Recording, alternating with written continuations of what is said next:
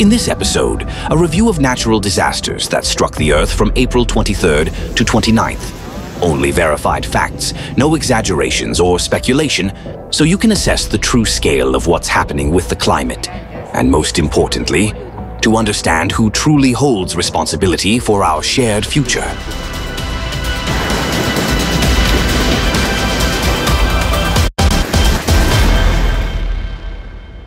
Europe. At the end of April, Europe was hit by a wave of extreme weather that affected several countries at once.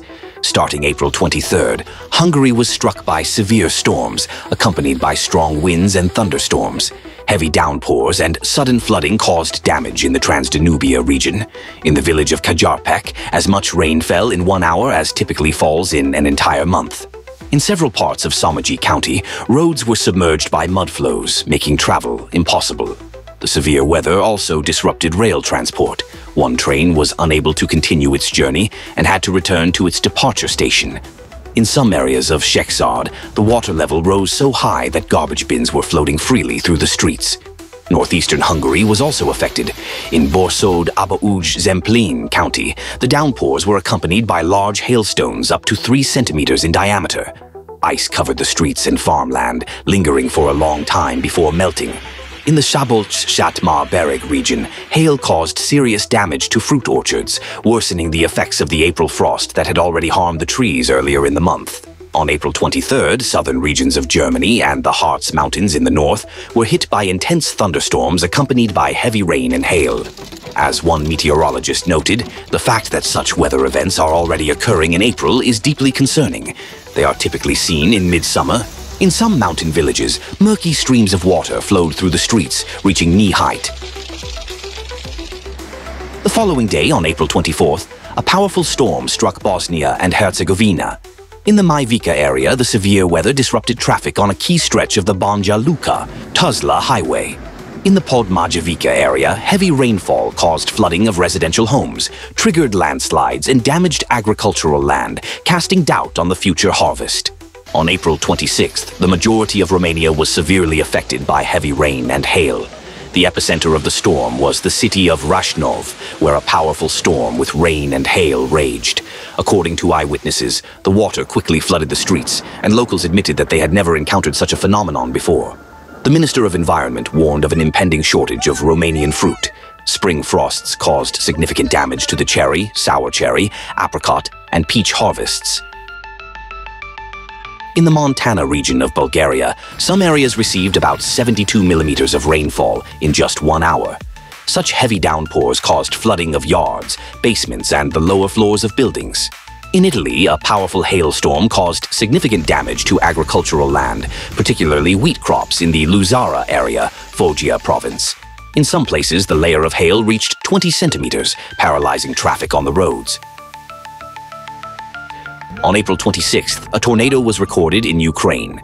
It formed in the Brovary district of Kyiv region and quickly gained widespread attention on social media.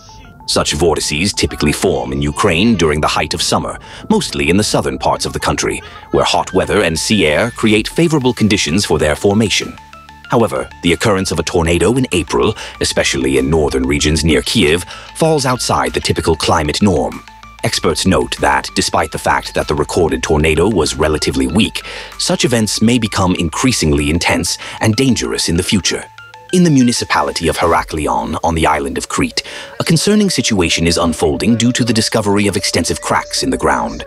The first signs of geological instability were recorded on April 23rd, when a crack crossed the road. In the following days, the situation quickly worsened. Cracks began to appear in residential buildings, streets, roads, and other infrastructure elements. As a result, more than 20 homes were affected, with 9 of them being deemed completely uninhabitable. Local residents are deeply concerned. According to them, new cracks are appearing every day in various parts of the village, yet specialists have not yet provided an explanation for the cause of the phenomenon.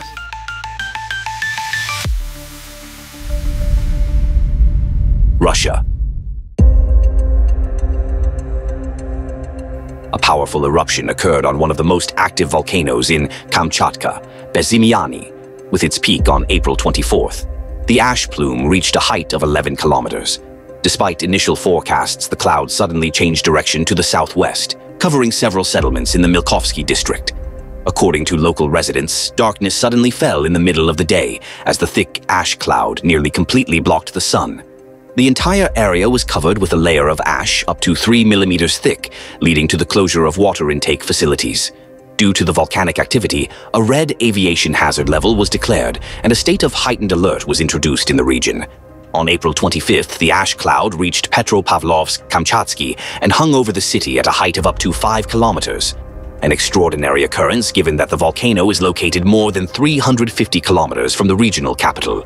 Such a distant ash dispersal is only possible with exceptionally powerful eruptions and a rare combination of weather conditions that allow the ash to be transported over such a long distance.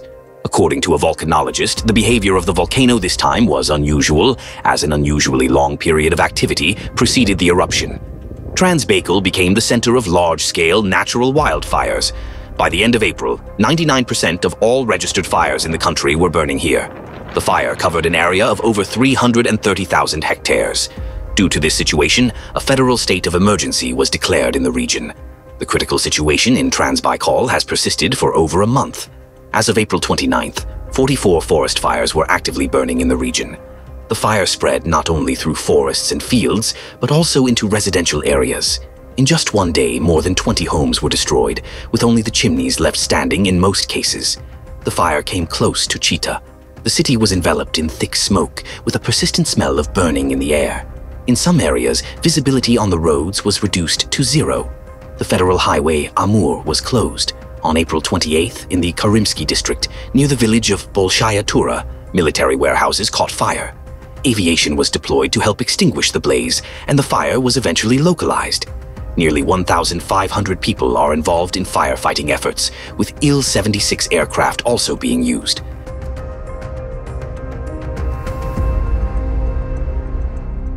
Turkey.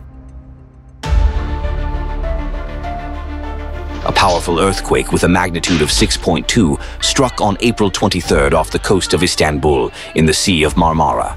The epicenter was located at a depth of about 7 kilometers. The earthquake lasted for 13 seconds, during which the streets filled with people who, fearing aftershocks, hurriedly left their homes, offices, cafes, and other buildings. In Istanbul and the surrounding areas, there were at least 359 reported injuries. Some people were injured while jumping out of windows, others sustained injuries in the panic, and many had to seek medical help due to panic attacks. As a result of the earthquake, over 1,600 buildings were damaged.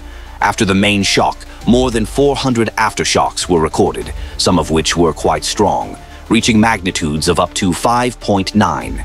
After the tragic events of February 2023, when nearly 60,000 lives were lost in Turkey and Syria due to two devastating earthquakes with magnitudes of 7.8 and 7.8-7.5, each new seismic event causes fear and anxiety among the residents of the region.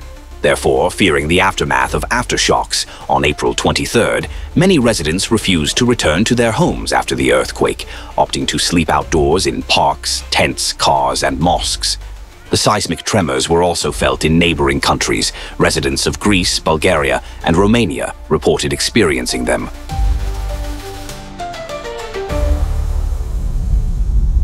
Israel. On April 23rd, large-scale fires broke out in Israel. Combined with the heat, strong winds, and dry weather, the fire quickly spread across the central regions of the country, turning them into a disaster zone. The most significant blaze occurred in the area between Tel Aviv and Jerusalem, affecting natural areas near Beit Shemesh and the Eshtal forest. The flames rapidly moved towards residential areas, forcing authorities to urgently evacuate residents from several rural settlements. In the region, traffic on major highways was temporarily suspended. Rail services were also temporarily suspended. Ground and aerial forces were deployed to combat the fire.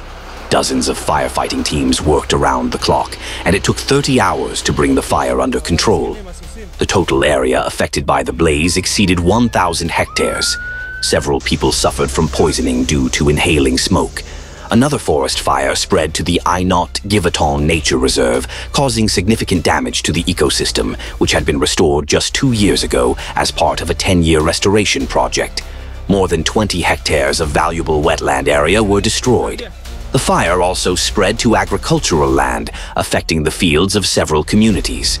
Rescuers quickly evacuated people and animals that were at risk from the fire. The ecological damage to the region is considered catastrophic. South Africa. On April 25th, heavy rains hit the KwaZulu-Natal province of South Africa, causing severe flooding in the city of Durban and its surrounding areas. Powerful streams of water quickly turned the streets into dangerous rivers, halting traffic and causing significant damage to transportation infrastructure. The most severe impact was felt in the Umlazi area, where residential homes were destroyed and bridges and other infrastructure were damaged. The continuous rainfall triggered the collapse of several buildings, resulting in 1 death and at least 5 injuries, with the victims being hospitalized. Ecuador. On the morning of April 25th, a strong earthquake with a magnitude of 6.3 struck near the northern coast of Ecuador. The relatively shallow depth of the epicenter and the high magnitude of the seismic event meant that the tremors were felt by residents in 10 out of Ecuador's 24 provinces, including the densely populated capital, Quito. The earthquake caused widespread destruction. Around 1,000 buildings were affected, with at least 179 of them being completely destroyed. Additionally, 2 bridges were reported to be damaged. 32 people were injured as a result of the earthquake. In the province of Esmeraldas, located closest to the epicenter, power and communication outages affected up to 90% of households. As a safety measure, it was decided to suspend operations at the oil refinery owned by Petroecuador. 25 minutes later, another earthquake with a magnitude of 4.1 struck the coastal province of Guayas, located in the southwest of Ecuador.